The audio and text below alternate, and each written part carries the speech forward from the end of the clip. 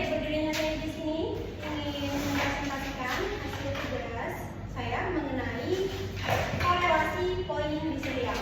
Sebelumnya, perkenalkan, nama saya Sabrina Putri, NPM saya 2302090161. Pengertian korelasi poin di serial. Nah, teknik korelasi poin di serial adalah salah satu teknik analisis korelasional bivariat. Persyaratan data dalam teknik ini adalah variabel 1 merupakan variabel diskrit atau data nominal atau data dikotomi, dan variabel 2 merupakan variabel kontinu atau data interval. Teknik korelasi ini juga dapat digunakan untuk mengetahui validitas soal, yaitu skor tiap butir soal dikorelasikan dengan skor total angka indeks korelasi poin di serial dilambangkan dengan RPB. Kemudian ada beberapa cara menghitung indeks korelasi poin di serial.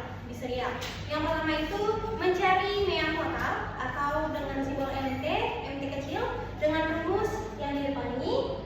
Mean total sama dengan sigma X T kecil dibagi N besar.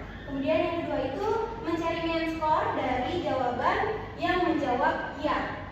Seperti yang di sini, M T kecil sama dengan X1 tambah X2 tambah Xn dibagi N. Kemudian yang ketiga itu mencari standar defisiensi total atau SD T kecil dengan rumus SDT atau standar defisiensi total sama dengan dalam akar sigma xt kuadrat 2 sigma x T kecil kuadrat pangkat 2 dibagi N dikurang buka kurung sigma x T kecil dibagi N tutup kurung pangkat 2 atau kuadrat.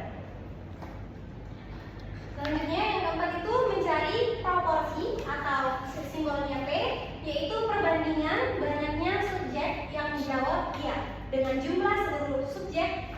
Proporsi atau simbolnya Q adalah 1 dikurang P. Kemudian yang kelima itu mencari angka indeks korelasi dengan rumus R PBI sama dengan MP kurang MT dibagi SD kuadrat P dibagi Q.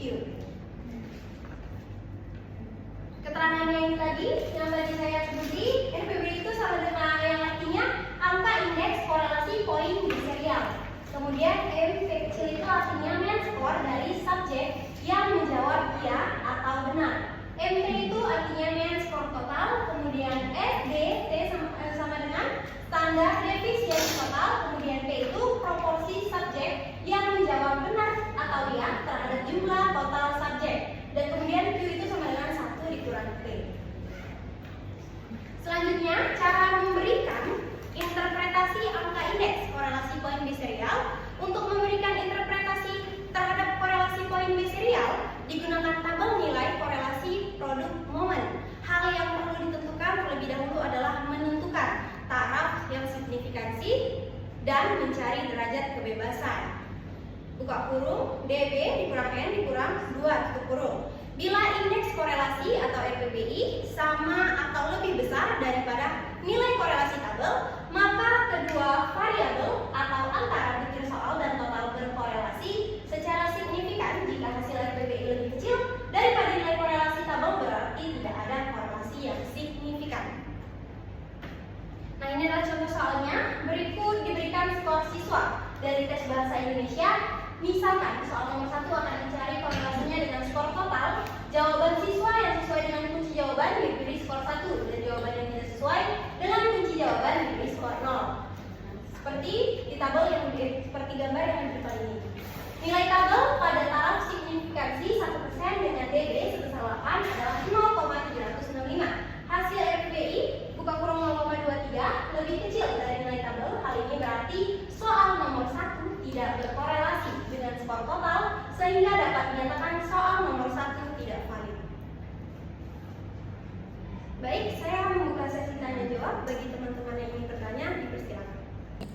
Assalamualaikum warahmatullahi wabarakatuh. Waalaikumsalam warahmatullahi wabarakatuh. Saya Desa Putri, NPM saya 2302090221. Di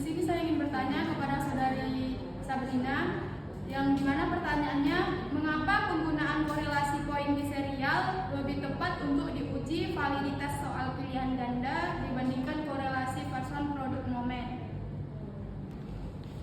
Bismillahirrahmanirrahim. Assalamualaikum warahmatullahi wabarakatuh. Waalaikumsalam warahmatullahi wabarakatuh. Perkenalkan, nama saya Muhammad Aksan Ilham dengan NPM ujungnya 165. Di sini saya ingin bertanya kepada saudari Bina. Yang bertanyanya, mengapa tidak disarankan untuk mengubah variabel kontinu menjadi dikotomi secara artifisial dalam analisis korelasi? Baik, saya akan menjawab pertanyaan dari saudari Dea. Pertanyaannya, mengapa penggunaan korelasi poin biserial lebih tepat untuk uji validitas soal pilihan ganda dibanding korelasi person product moment?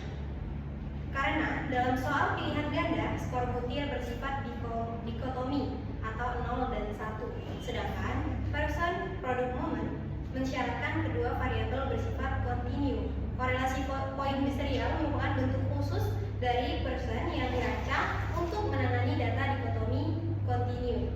Penggunaan person pada data dikotomi bisa menghasilkan estimasi yang bias atau tidak valid, sehingga poin biserial lebih tepat secara statistik.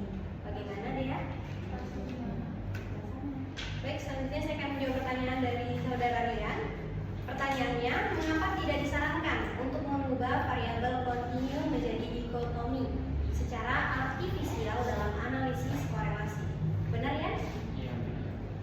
Jawabannya, tidak disarankan mengubah variabel kontinu menjadi dikotomi secara artifisial karena dapat menghilangkan informasi penting dan mengurangi variasi data, sehingga menurunkan kekuatan dan akurasi analisis korelasi. Variabel dikotomi harus murni bersifat nominal asli agar hasil korelasi poin biserial valid dan bermakna. Bagaimana Rian? Terima kasih. Terima kasih. Baik, sekian presentasi dari saya. Bila